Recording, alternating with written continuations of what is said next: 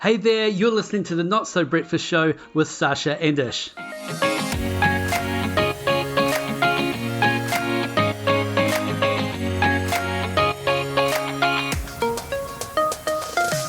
Alright, welcome to the Not So Breakfast Show today. This is the one about who you are doing life with. Are you surrounded by people that build you up, or are you surrounded by people that tear you down? And what are you going to do about that? Also, Sasha finds a happy place. Yeah, no, that's really cool. You're right. I'll say that again. You're right, Sasha. You're right. And this is why we edit. You need to have a conversation around it. Completely lost my train of thought. All right, that's the show. Let's get it.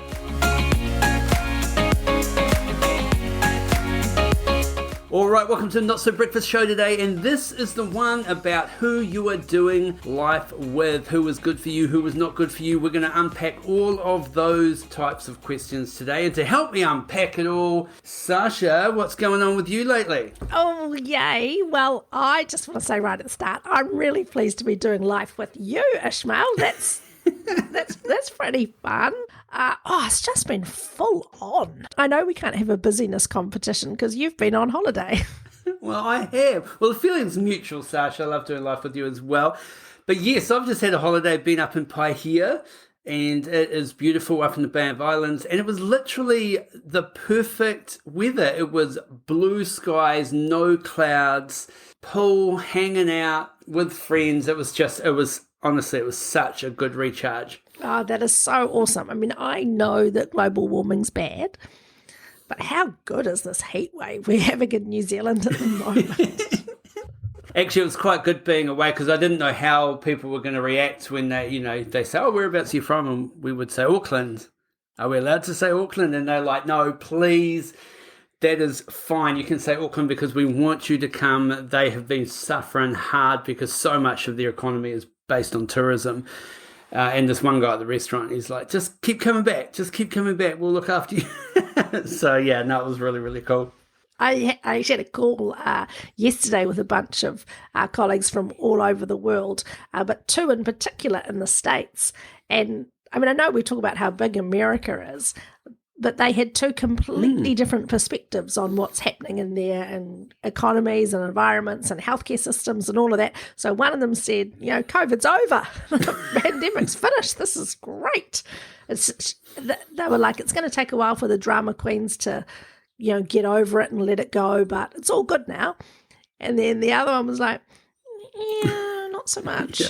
And I'm thinking for New Zealand, the reason it's not over for us is we've been so successful in keeping various variants out. But we know they're coming, so it's not over for us yet. So good that you can go and support those people and drink their margaritas and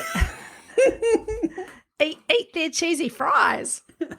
Oh, cheesy fries. Yeah, margarita and cheesy fries. That makes me feel like breakfast. Breakfast of champions. Okay, so we're talking today about who you're doing life with. So what does that topic mean, Saj? What does doing life with people look like? What I've been reflecting on lately is this idea of kind of just checking with myself on how I feel. And how do you feel right now? And those days when I feel just a bit drained or a bit flat and empty, I'm thinking about who's filling my cup. And I'm responsible for filling my own cup. So who's filling my cup and who's depleting my cup? And have I got the kind of balance right? And that got me thinking about this idea of who you're doing life with and that idea that, we're the sum of the people that we most spend time with. And I often rebel against those kind of ideas. I know it went through the church movement for a while there, this idea of who you're doing life with. Make sure you've got great people all around you. And the reason I sort of rebelled against it is because I just don't think we are here to just take from others. We're also here to give. So if you do an audit and you say, well, I want to make sure that my friends uplift me and fill my cup, there's a selfishness in that where you're asking, what are these people doing for me versus who can I enrich their life, or who can I give to, or who can I be of service to? So for me, it's not about saying, how can I just build a network of people around me that meet all of my needs? But I do think it's worth reflecting on the relationships that we have throughout our lives and say, sometimes they don't always serve us. Yeah. And let's check in. Let's check in and say, are these relationships good for me? Right across the board. Yeah. And life is not Instagram, right? So we can't just block people and then just cut them out of our lives. Well, we can with some people, but you can't with maybe, I don't know, family. So, yeah. So all of a sudden it might be, well, I actually have to have this person in my life. How do I manage that? How do I get my head around that? How do I control my energy around that? And I'll give an example. It might be that you have a child with someone and you can't stand them anymore, but because of the child, they're just in your life. That's just the way it is. You mean you can't stand the other adult, not the kid? Yeah.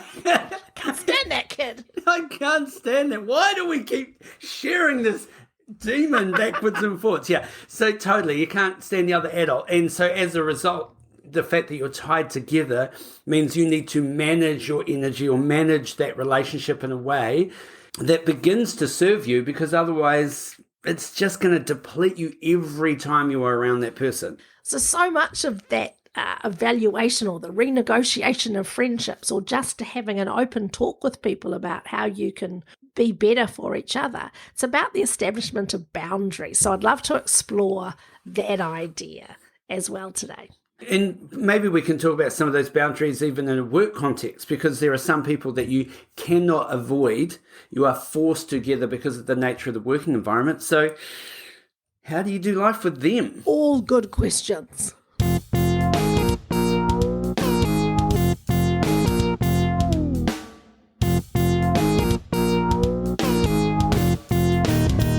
So let's start with our friends, right? Mm-hmm. And I think we have different categories of friends. There's long-time friends that we've grown up with, or we know from school or university or our first jobs. Then there's friends that we have hobbies in common, and often those hobbies are children. So we meet other parents through our kids' school or our kids' activities. We have friends that we meet through our jobs, and that adds a layer of complication. And then we have friends that we've met kind of serendipity, like you guys with your neighbours, for example. You've just happened upon them, and then you build these relationships. So I think when you look at your friendships, there's some useful ways to evaluate them. And I think you always start with yourself, and you say, am I a good friend? And what does being a good friend mean?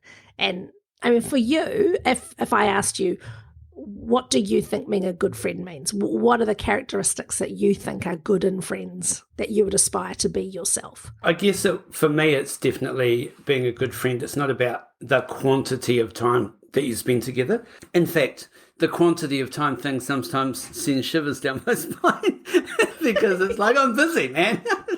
We've got things to do.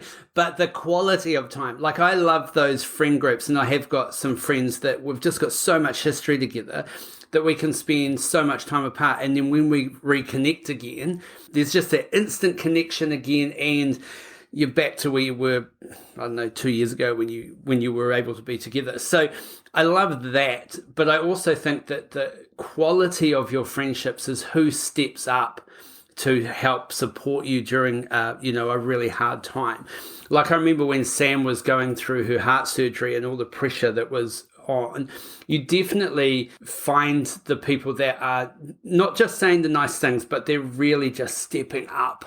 You know, they really want to be there. They really want to help, or they're there at the moment's notice. Like one of my best mates on the day before Sam's operation that night, we couldn't both be at the hospital with her. And so Joe was at the hospital, and I just rang him up and said, I just need you to come over.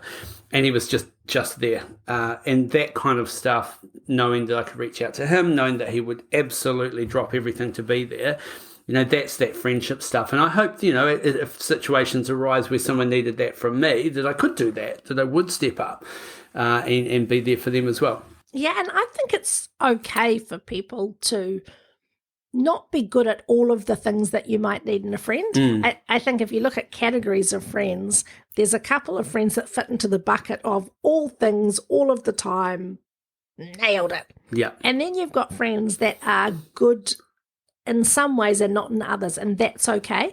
So I can think of friends that it's really good to have fun with. So if I think of all my theatre friends, we love staying up late, playing the piano, singing songs, dancing, being completely carefree. Some of my best friends are never going to sing in front of anybody ever. Yeah.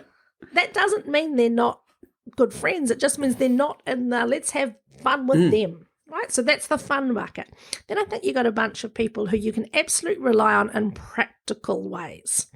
So they will do things for you practically and can help you practically. They won't necessarily be able to help you with career challenges or with deeper philosophical questions that you're grappling with. And that's okay too. So you got friends who are great with the action. Some friends are really good with the words, good with the wordy words. And I think I fit into this category for a bunch of people. I won't hear from them for a while. They'll ring me and they'll say, I just want to have a chat. And so we're really good. Talk it through, problem solve, chat. That's amazing. At the end of it, they'll go, I feel so much better after our chat. Then I will get like a Facebook invitation to their birthday. No, I'm not coming to your birthday. I'm busy. But I'm super available in that chatty kind of way, if that makes sense. So you kind of, it's okay to have people that fulfill different needs or can express their friendship in different ways. We don't need to look to people to be all things at all times. But I think what's really useful in this kind of audit when you say who are you doing life with is if you listed all your friends out. I'm not asking you to like rank them from 1 to 10, but rank them from 1 to 10 and a bunch of categories that go, actually, do I have fun with them ever? Are they there for me in a practical way ever? Are they ever there for me, like with a listening ear or with some helpful advice? Can they help me with the problems I have? And if the answer to all of those is no, then you go, okay, this might be why you just end up feeling depleted when you're around them, because they're like energy vampires who take, or you go, yeah, I don't know. Yeah, or sometimes, you may just feel like you're competing with them. Like the friend that is constantly putting the highlight reels on social and they're always doing the amazing things. And whenever you're around them, it's like, I'm not doing that, or I wish I was doing that, or whatever. And it just becomes this competition, which I think is more about you than it is about them. Like that, you've got to look at yourself and go, well, why am I being so triggered by this person who has the perception of an amazing life? I'm sure that they have baggage and everything else that goes on, but what is that trigger?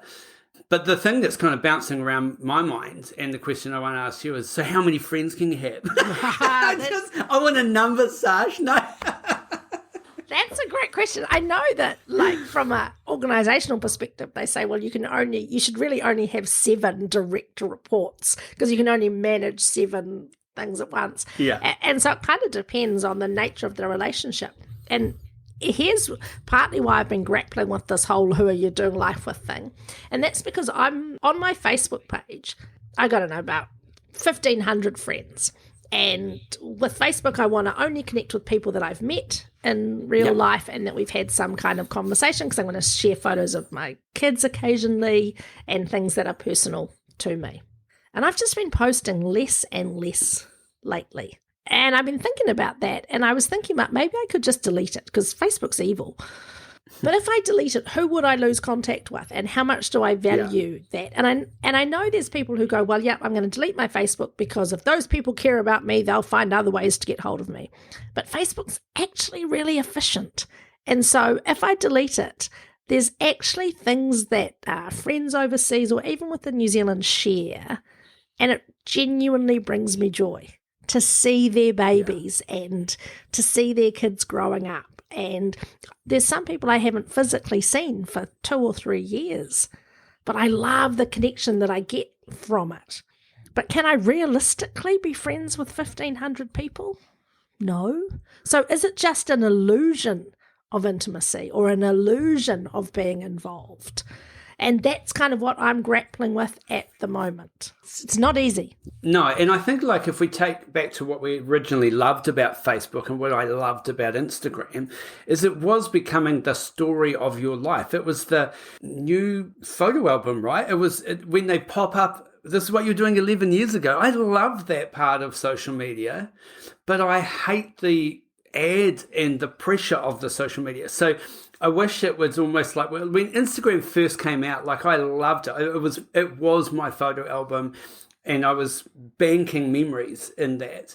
And luckily now Google Photos, if you save your photos into that, it does that. Like it pops up and it says this is what you were doing 5 years ago, which I love, and it puts into little videos for you. So it does everything that Facebook was doing and Instagram was doing, but it's now just doing it with no ads. I'm sure they'll come and get me with an ad now. But there is something about that. So I think the nature of why we're using the social media could be important.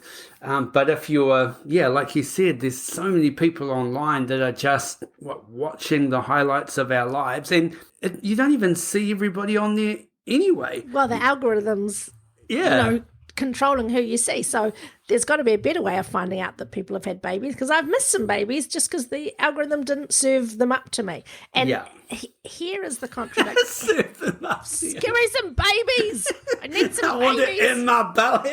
Puppies. The contradiction is I'm getting a lot from, it genuinely brings me joy from seeing all of those updates. I'm blessed with not suffering from that competitiveness. I come from abundance. If people are doing well, I'm really excited by that. The contradiction is I'm just a bit oversharing myself. It just feels like a bit of work. But if we all stop doing that, then there's less joy. So I'm kind of at the stage where I'm saying, do I want to keep contributing to that as a means of letting my friends know what I'm up to? Because I don't want to stop getting their joy.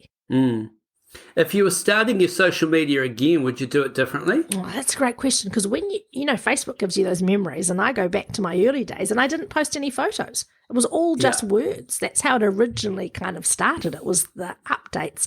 And then as camera technology changed in phones, that's really changed the way that we share our information as well. Almost every post now is a photo, and that's the way it gets shared. So, I mean, your original question was how many friends can you have? Yeah. I'm doing well with none at the moment, so which of course isn't true, but it. You got buckets of friends. I got in the buckets. I mean, what do you think? We'll be right back. If there was one skill that could double your income, advance your career, and increase your ability to influence, it is the skill of presenting. Whether it's on stage, in the boardroom, or at a job interview, the 30-Minute Presenter program will help take you to the next level. So check out our Instagram page, click the link in the bio, and get started on the 30-Minute Presenter program.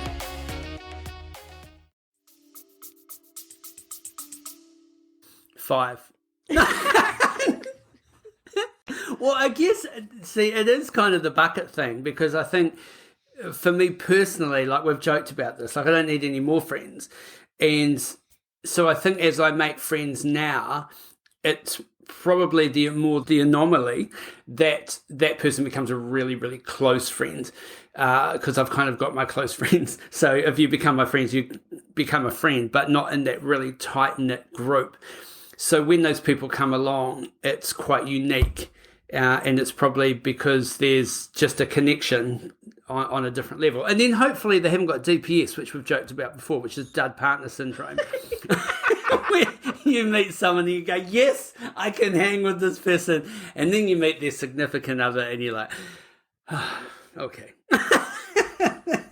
That's not working. I think, but I'm the DPS in our relationship. So we're not going to be couple friends. Yeah, and I'm sure I am in ours too. But partly one of the reasons I am in our marriage, not our marriage, not you and me, my marriage with Chris, is I think, and Chris actually does have this as well, and so maybe that's why it's hard for us to make new couple friends. We just have really good boundaries. And I think when you look at your relationships, if you look at them and you say, actually, these relationships don't meet any of my needs, or I feel worse when I come away from spending time with this person. Sometimes that's because they're just crossing your boundaries, and you might not be aware that it's a boundary you have, and it just becomes triggering for you. Yeah. But if you set a boundary, that helps you understand when someone's crossing it. And it's really useful in relationships for people to understand what those various boundaries are. Yeah. So let me give you an example. Chris plays a bunch of golf. He plays golf quite a lot, and there are some older people that he plays with. And some of those people, they're not just old in their age, they've got old in their thinking.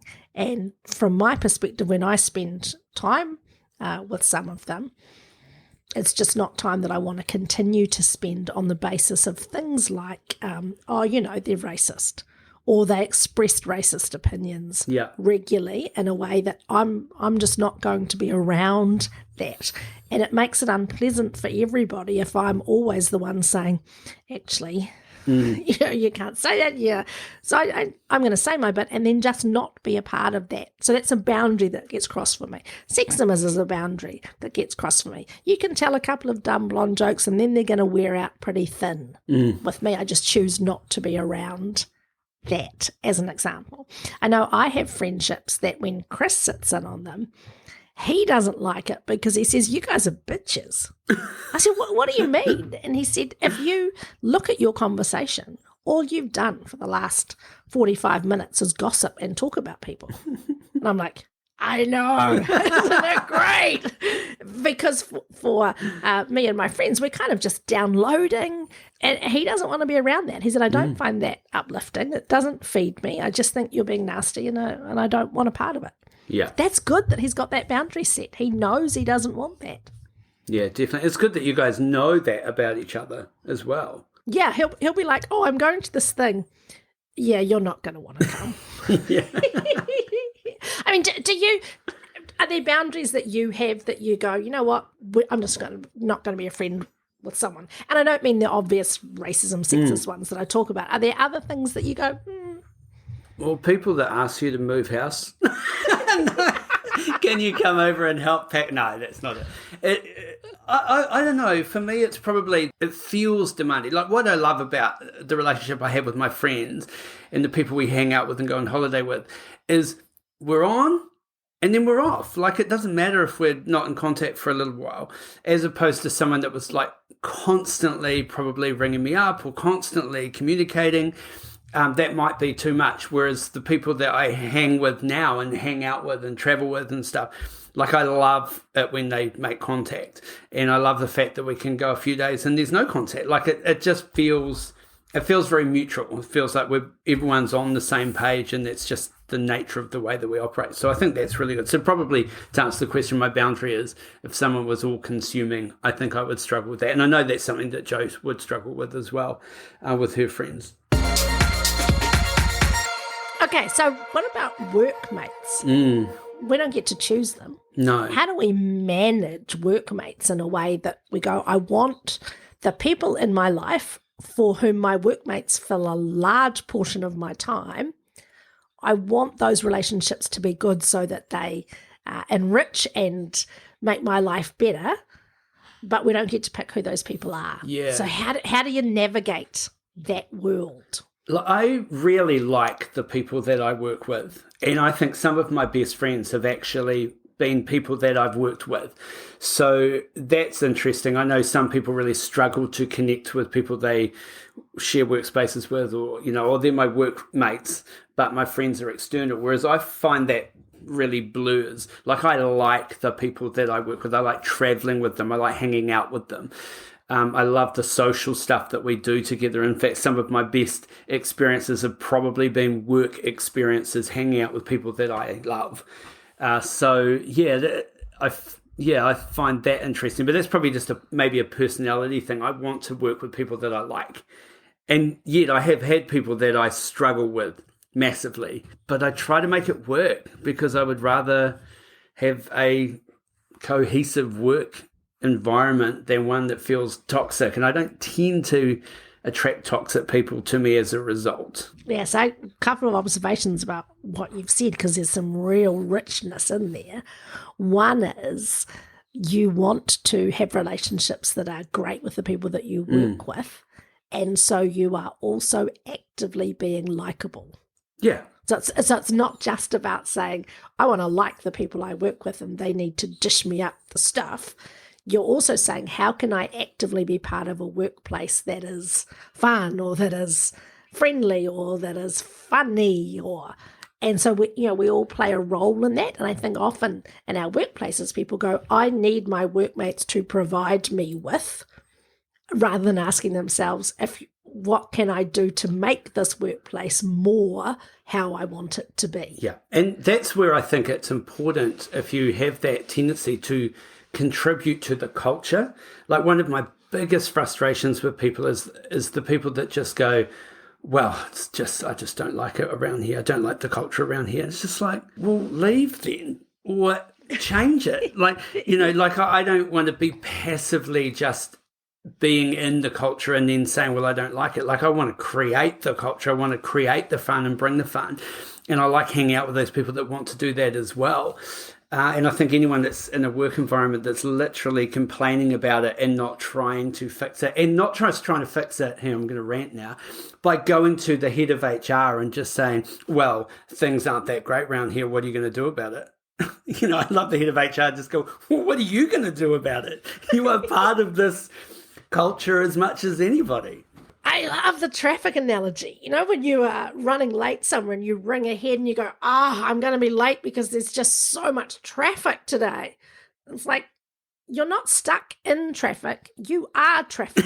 You are the traffic. That's the culture. When people go, I don't like the culture around here, as if it's something that's separate to who they are, you're part of the culture. And have you ever thought that you coming in here with your moaning ass on your face today is partly what's bringing everyone else around you down?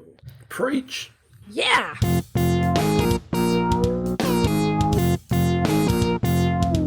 So, in the workplace, the whole boundary thing is still really important, I think. Yes. Because if you want to have a workplace where everybody can flourish and have good relationships, you've got to be really clear about some behaviours that are or aren't acceptable. And we were talking at our family dinner table last night about PC, everything's so PC. And, well, it was on. That conversation was all on. Because if it means that, hey, you can't just shoot your mouth off about whatever you want all of the time, because that makes half of your workplace feel uncomfortable, that's not PC, that's just good practice. It just makes sense to go, how do we make it so that more people can feel safe and acknowledged in this workplace? So if one of the boundaries in your workplace is with your relationships, you say, actually, we're just not going to yell, because yelling makes people feel yuck. Yeah. Well, that's ridiculous. We should be able to yell. And no, maybe that's good. Maybe that's a really good boundary to have, because it's really hard to come back for that when you've been yelled at in the workplace. Unacceptable, done. And you say, who are you doing life with? It's really okay to have a boundary that says, I just want to work at a place where I don't get yelled at. That feels to me like a really low bar, but a really useful thing to reflect on. If you're going, actually, I don't enjoy my workmates that much, ask yourself, what are you doing to make it a great place to work?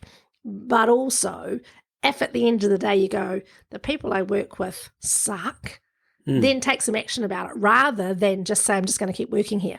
I think one of the things that you were saying about just having those best experiences that you work with, I wonder if workplaces that have really shared passion and a really good why, a real big reason, actually unite people more than a transactional workplace. So if you're just working in retail and you're trying to sell some stuff that's not particularly purposeful, you might not have that connection with others. But when I know that, some of the stuff that we've done in the past with Les Mills in particular, you feel this sense of real purpose, like you're on a crusade or a mission. And so like soldiers who really have these intense relationships because they bond together and they're under enemy fire, when you're feeling that sense of pioneering spirit and we're building this together, and we get a little bit when we build our coffee shops, it gets really intense in the last few weeks. And if you're on that project team, you get really tight as you fight the obstacles of the electrician who didn't show up on time, and